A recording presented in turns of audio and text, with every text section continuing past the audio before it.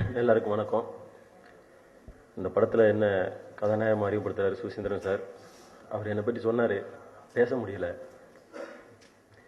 அவர்கிட்ட ஒரே ஒரு தப்பு மட்டும் பண்ணிட்டேன். அவர் என்னை கண்டிப்பாக செய்வார்னு எனக்கு நம்பிக்கை உண்டு. நான் ஒரு அண்ணன் தம்பி ஒருத்தன் கூட பழகினா எப்படி இருக்கும், அண்ணன் தம்பி கூட இருந்தால் எப்படி இருக்கும், அப்படி தான் இருந்தேன். எனக்கு எப்போல்லாம் கஷ்டம் வருதோ அப்போல்லாம் அவர் ஃபோன் பண்ணி, சார் எங்கே இருக்கீங்க அப்படின்னு கூப்பிட்டு பேசி கான்ஃபிடென்ட் ஏற்றிட்டே இருப்பார். எங்கள் வீட்டில் உள்ள ஒருத்தனாக தான் நினச்சேன்.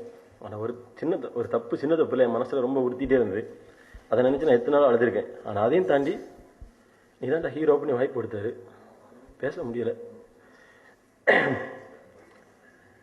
எத்தனை நாள் அதை நினச்சி அழுதுருக்கிறேன். வெண்ணிலாக்கு அப்படிக்குள்ள ரிலீஸ் அன்னைக்கு கோயிலுக்கு போனேன். இந்த படம் ஜெயிக்கணும் அப்போதான், அதாவது அவர் ஜெயிக்க மட்டும் இல்லை, என் லைஃப் எப்போ ஜெயிக்க எனக்கு தெரியும். எத்தனை பேரை சொன்னாங்க ஜெயிச்சக்கு ஒரு சினிமாக்காரன் போயிடுவான்னு எனக்கு தெரியும் சார்.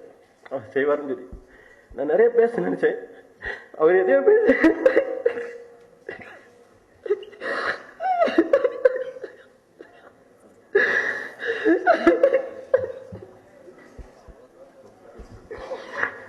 எதுவுமே இல்லாம சென்னைக்கு வந்தோம் சார். திரும்பி போக முடியாது சார். வந்த தூரம் அதிகமாயிடுச்சு. வீட்டுல இருந்து வச்சிருந்த நம்பிக்கைகள் எல்லாமே இழக்க ஆரம்பிச்சிட்டாங்க. அம்மா மட்டும் சொல்லுவாங்க, நீ ஜெயிப்பாடா அப்படின்னு சொல்லி. ஜெயிக்கலாம் நம்மளாம் இருக்கே கூடாது அப்படின்னு நினைச்சிட்டு இருந்தேன் சார். என்னை வாழ வச்சுட்டாரு. அவருக்கு நான் நன்றி சொல்லிருக்கேன். ஏன்னா அண்ணன் நம்பிக்கை நன்றி சொல்ற ஒரு விஷயமே கிடையாது, அது சொல்லவே கூடாது. ஆனா என்ன பேச முடியாது, மன்னிச்சுக்கோங்க. பொதுவாக ஒரு கலைஞனுக்கு இருக்க வேண்டியது இத்தனை படம் வேலை செஞ்சிருந்தாலும் நான் இன்னைக்கு தான் முதல் படம் வேலை செய்யற மாதிரி அந்த உணர்வு எப்பவுமே இருக்கணும். இப்ப நீ நேத்து ஸ்டேஜில் வந்தப்போ உனக்கு கிளாப் ரஜினிக்கு மேல வந்தது. அதனால நீ சூப்பர் ஸ்டார் ஆயிட முடியாதுன்னு நினைக்காத, ஆயிரலாம்னு நினைச்சத. சூப்பர் ஸ்டார் தான். ஆனா இந்த கேரக்டர் பண்றது அவர் பண்ண முடியுமா?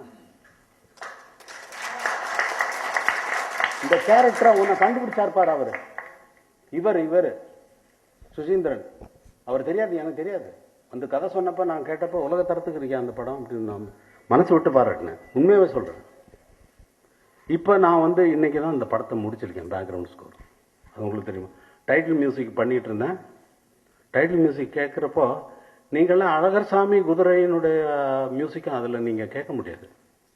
அதுக்குன்னு எல்லாருக்கும் ஒரு கற்பனை இருக்கு. அழகர்சாமி குதிரைன்னு டைட்டில் கேட்டவுடனே கிராமப்படமா அதுக்காக இளையராஜா போட்டுருக்காங்க. இது இல்லை, அப்படி இல்லை. இந்த டைட்டில் மியூசிக்கை நீங்க கேட்கும் பொழுதே உங்க செல்போன் எல்லாம் ஆஃப் பண்ணிட்டு ஒரு 10 நிமிஷம் மௌனமா இருந்துட்டு உங்களுடைய பிரச்சனைகள் எல்லாம் தான் விடுபட்டுட்டு மனசை அமைதியா வச்சுட்டு அந்த மியூசிக்கை கேளுங்க. உங்க கண்ணுல இருந்து தண்ணீர் வரலன்னா நான் இதோட மியூசிக்கை க்ளோஸ் பண்ணிக்கிறேன்.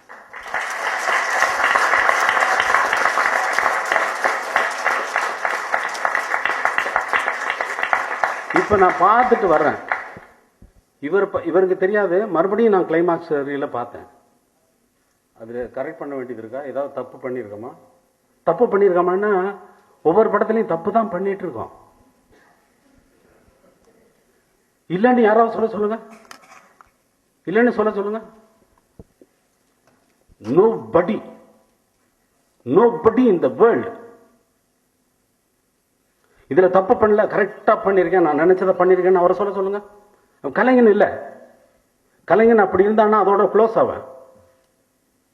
நீ சொன்னாரு நீங்களும் இவங்களோட சேர்ந்து இளைஞர் ஆயிட்டீங்கன்னு. இதுதான் ஃபர்ஸ்ட் படம். எனக்கு என்னைக்கும் இளைஞன் தான். மனசு குழந்தையா தானே இருக்கு உனக்கு. ஒரு காத்த பார்த்த உடனே உனக்கு சின்ன வயசுல உன்னுடைய இடங்கள்ல போய் நீ நடந்து பாரு. வைப்ரேஷன் என்ன இருக்கு? அந்த உணர்வு செத்து போச்சுன்னா நீ மனுஷனே கிடையாதுயா. பூகம்பம் வந்தது சும்மா வந்தது? மனுஷனுடைய உணர்வுகள் எல்லாம் அந்த நிலத்துல போய் பதியுது. ஒவ்வொன்றுக்கும் தொடர்பு இருக்கு. இறைவனை யாருன்னு நினைச்சிட்டீங்க? சும்மா அப்படின்னு லேசா தட்டி விட்டான்னா நீங்களும் என்ன ஆகுறது? நம்மெல்லாம் புழுவிலும் கேவலமான தூசுகள். நாமெல்லாம் இறைவனை யார் என்று நினைத்துக் கொண்டீர்கள்? எவ்வளவு சக்தி மிக்கவன். இயற்கை எல்லாம் அவனுடைய வேலையாள் கூட இல்ல, வேலையாளுக்கு கீழே நம்ம ஊதுற காத்தினுடைய அளவுக்கு கூட அவன் ஊத வேண்டிய அவசியமே இல்லை நம்மளையெல்லாம் அழிக்கிறதுக்கு. நம்மளுடைய எண்ணமே நம்மளே அழிக்கிற மாதிரி தோன்றும் பொருட்கள் எல்லாம் அழிவை தன்னுள் தோற்றிக்கொண்டே அழிவை தன்னுள் வைத்துக் கொண்டே தோன்றுகின்றன என்பது விஞ்ஞானத்தின் உண்மை. அதை மறந்துவிட்டு ஒரு படத்தின் மூலமாக மனித நேயத்தை சொல்லுங்கள், நல்ல விஷயங்களை சொல்லுங்கள், கெட்ட விஷயங்களை சொல்லுங்கள், ஆனால் செய்ய வேண்டாம் என்று சொல்லுங்கள். யார் இந்த நாட்டை காப்பாற்ற போறாங்க? என்ன தேசத்தை யார் காப்பாற்ற முடியும்? தலைவர்களா வந்து காப்பாற்ற போகிறார்கள்? உங்களுக்கு உணவளிப்பவன் யார்?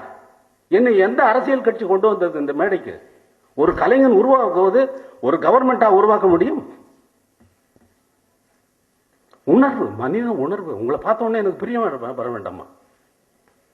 நினைச்சா கண்ணீர் வருது. நாட்டில் நடக்கிறதெல்லாம் அதுக்கு நம்ம பொறுப்பு இல்லை. இறைவனுக்கு இஷ்டமா இருக்கு, அதெல்லாம் நடக்குது. இறைவன் இஷ்டப்படுத்தி நடத்துவதை நாம் கேள்வி கேட்பதற்கு நமக்கு யோகியதை இருக்கா? நம்மை நாமே கேள்வி கேட்பதற்கு நமக்கு யோகியதை இருக்கிறதா? ஒரு தாயை அம்மா என்று கூப்பிடுவது கூட யோகியதைன்னு சொல்றப்ப நீங்க நல்லா நினைக்கணும். ஒரு அம்மான்னு ஒரு குழந்தை போய் ஒரு அம்மாவை கூப்பிடுதுன்னா அதுக்கு யோகியதை வேணும். என்ன யோகியதை? அந்த குழந்தை அந்த தாய்க்கு மகனா பிறந்திருக்கணும். அப்பதான் அம்மாங்கிறது, அந்த மகனா பிறக்கிறதுங்கிறது தான் யோகியதை. நமக்கு என்ன யோகியதை இருக்கு? நம்ம யார் நினைச்சு, நம்மளா நினைச்ச பிறந்தவங்க. நீங்களும் நானும் உறவு ஒரே. நீங்க நான் விட்ட மூச்சை நீங்க இழுக்கிறீங்க, நீங்க விட்ட மூச்சை நான் இழுக்கிறேன். நான் எனக்குள்ள தோன்றின எண்ணங்களை வந்து இசையா பதிவு பண்ணும் பொழுது உங்களை வந்து அது எங்கேயோ கூட்டு போகணும், எங்கேயோ உயர்ந்த நிலைக்கு கூட்டு போகணும். அது இல்லாம இங்க குப்பையை கொட்டிட்டு இருக்கிறதுல என்ன பிரயோஜனம்? கண்ட சினிமாவுக்கெல்லாம் மியூசிக் போட்டு இதெல்லாம் இந்த படம் பண்ணும் பொழுது ரொம்ப சந்தோஷமா இருக்கு. கேட்டதெல்லாம் கொடுக்கிறார்கள். கேட்டதெல்லாம் கொடுப்பவரே இறைவா. அவன் கேட்டதெல்லாம் கொடுத்தா நல்லவனா இறைவன்? கேட்டதெல்லாம் கொடுக்கலன்னா அதுவும் உனக்கு நல்லதான் ஏன் பண்ணியிருக்கான், அதனால என்ன தீமை வரப்போகுதோ உனக்கு யாருக்கு தெரியும்? ப்ரொடியூசர் கேட்டதெல்லாம் கொடுத்தார்கள், அதனால் அவர்களுக்கு நன்றியை தெரிவித்துக் கொள்கிறேன்னு சொல்லலாமா? நான் அவங்க கேட்டதெல்லாம் கொடுக்கணும். ராஜா சார் சும்மா கேட்க மாட்டாருங்கிறது அவங்களுக்கு தெரியணும். அவங்க அதுக்கப்புறம் அந்த படத்தினுடைய இசை எப்படி இருக்குன்றது அவங்க இன்னைக்கு போய் பார்க்கட்டும். படம் கேட்கும்போது சார் இதெல்லாம் இவ்வளவு செலவு பண்ண வேண்டிய அவசியமா? செலவு பண்றதா இருந்தா நீங்க எதுக்கே அதை வச்சு பட்ஜெட்டை வச்சுட்டு எங்ககிட்ட வரீங்க? ஒரு பட்ஜெட்டை வச்சுட்டு பண்ற படமா இந்த படம்? புது ஆர்டிஸ்டா இருக்கலாம், ஆனா இவங்களை எல்லாம் லொகேஷன்ல கொண்டு போய் அசம்பிள் பண்ணி அவங்களுக்கு சாப்பாடு போட்டு உரிய இடங்கள் கொடுத்து அவங்களுக்கு உரிய வேலைகள்லாம் ஸ்கிரிப்ட் எவ்வளவு நாள் தலையில ஓட்டிருப்பாரு. அவர் நடிகரா வந்து நீங்க நடிகை வந்து பேரை வாங்கிட்டு போயிடலாம். அதுக்குள்ள பூந்து வேலை செய்யறது யாரு?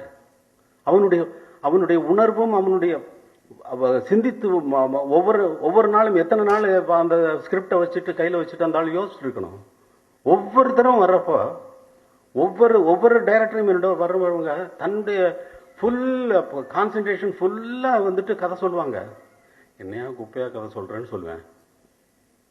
சில நேரம் சில டைரக்டர்கள் அந்த மாதிரி சொல்லுவாங்க. ஏன்னா அவங்களுக்கு எப்படியாவது சர்வேவல்ல நம்ம வந்து சர்வே ஆகணும், வெற்றியாகணும்னு எண்ணம் இருக்கும்.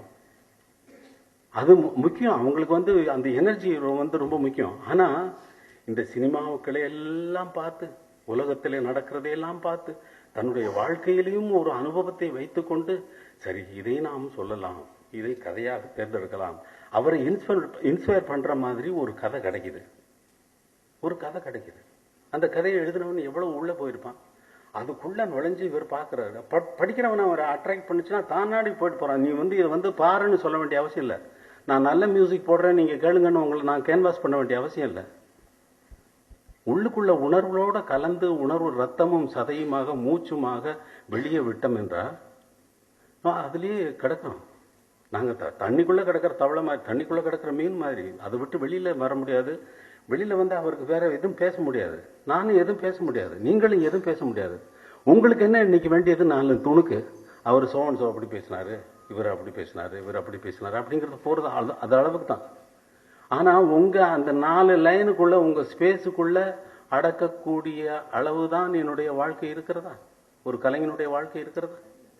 உங்களுக்கு நேற்று போட்ட ரத்தம், காந்தி சிந்தின ரத்தம் வந்து காஞ்சி போச்சு. பேப்பர்ல வந்து காந்தி என்று சுடப்பட்டார் என்ற ரத்தம் என்று நிலத்தில் காய்ந்து போய்விட்டது. ஆனால் அந்த பேப்பரை எடுத்து பார்க்கும் பொழுது அந்த ரத்தம் காய்ந்தா போயிருக்கிறது. அந்த ரத்தம் காய்ந்து போய்விட்டது என்று யாராவது நினைக்கிறீர்களா? அது பிலிப் த பிளாங்க்ஸா?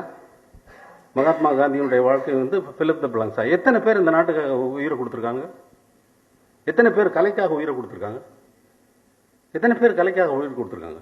இந்த படம் ஒரு முக்கியமான படம் என்பதை நீங்கள் ஞாபகம் வைத்துக்கொண்டு நீங்கள் உண்மையாக இந்த படத்தை ஞாபகம் வைத்துக் கொண்டால் போறோம்.